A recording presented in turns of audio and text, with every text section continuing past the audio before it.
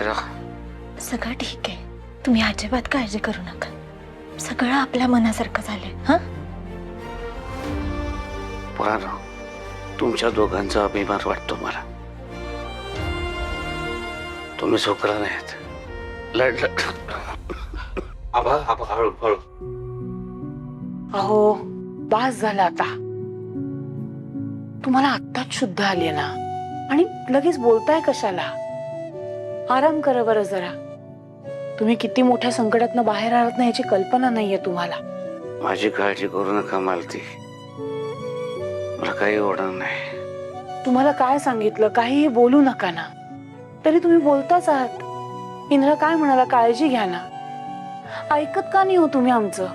एक तर आधीच तुमचं एवढं मोठं आजारपण तुम्ही आमच्यापासून लपवून ठेवलात. तुमची अशी अवस्था ना अजिबात बघवत नव्हती मला. सतत मनात भीती वाटायची. तुम्ही असे डोळे मिटून शांतपणे पडलेले बघून ना सारखं डोळ्यात पाणी येत होतं. ते काही नाही, आता मला तुम्ही शब्द द्या. तुम्हाला जरा जरी काही होत असेल ना तरी यापुढे तुम्ही आमच्यापासून काहीही लपवणार नाही. मी किती लपवण्याचा प्रयत्न केला, तुमच्यापासून काही लपवू शकतो का? घ्या, म्हणजे आता आमच्यापासून लपवा छप्पी करणं तुम्ही काही सोडणारच नाही आहात तर? गंमत केली हो.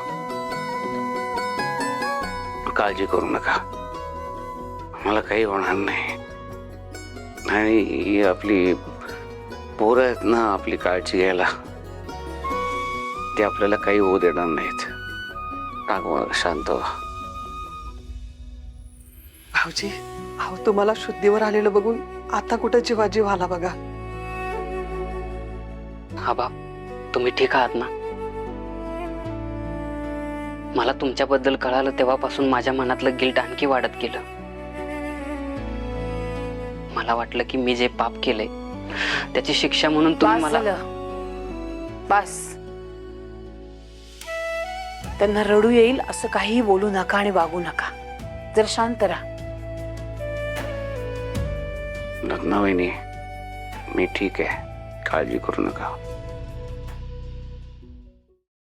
आबा, फक्त काळजी करू नका आणि मी ठीक आहे असं म्हणायचं नाही बरं का. आता तुम्ही खरंच स्वतःची काळजी घ्यायची, आणि ते सुद्धा आधीपेक्षा जास्त. मी घेणार आहे तुमची काळजी. तुम्ही माझं ऐकायचं. हा, याहीपूर्वी तू माझी काळजी घ्यायचीस की, पण आता स्वतःकडे लक्ष दे जरा. मला काय झालं तेव्हा? मी ठणठणीत आहे. हे बघा, तुम्ही असा विषय बदलू नका, मी ऐकणार नाहीये तुमचं. आता माझं ऐकायचं आणि स्वतःची व्यवस्थित काळजी घ्यायची.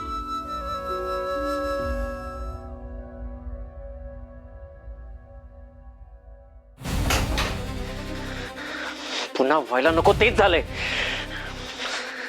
त्या इंद्राकडचे पैसे जाऊन टाकायला सांगितले होते तरी त्याने ते पैसे उभे केले. म्हटलं होतं कायमचं आपल्या उपकाराखाली दबून ठेवता येईल, पण नाही. मग हे घे. मी काय बोलतोय आणि तुझं काय चाललंय? Are you out of your point? No, I am not. पण आता ही अशी चिडचिड करून काय होणार आहे? सोल्युशन मिळणार आहे का? नाही ना? मग शांत हो आणि हे घे. सिरियसली? हे एवढं सगळं झाल्यानंतर मी शांत राहावं हे तू एक्सपेक्ट करतेस?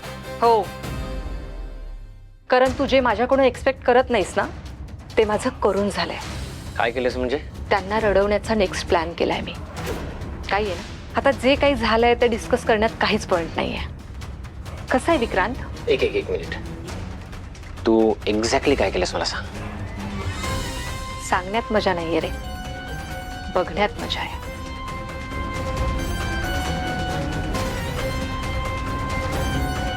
हे बघ.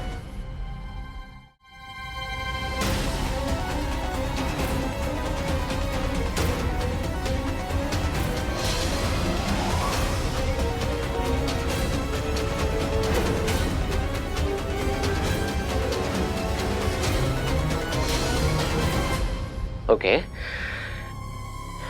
इंद्राने इथून पैसे उभे केले तर? येस. हा व्हिडिओ मी त्या मालतीला दाखवलाय. आता ह्याच व्हिडिओचा वापर करून त्या मालतीच्या मनात त्या राणीविषयीची आग आणखीन भडकवणार आणि मग ती मालती त्या राणीला पेपरच देऊ देणार नाही. Urmila, super plan. कमाल केलीस तू. राणी पेपर देऊ शकणार नाही म्हणजे ती लॉयर होऊ शकणार नाही. आणि आपल्याला एक्झॅक्टली हेच हवंय. तुला माहिती आहे उर्मिला, ही राणी ना फॅक्टरी वाचवायला एकदा लॉयर बनून आली होती. खोटी लॉयर. ही अशी खोटी लॉयर बनून ती सगळे रेकॉर्ड शोधत बसली होती. काय सापडलं माहितीये? काहीच नाही.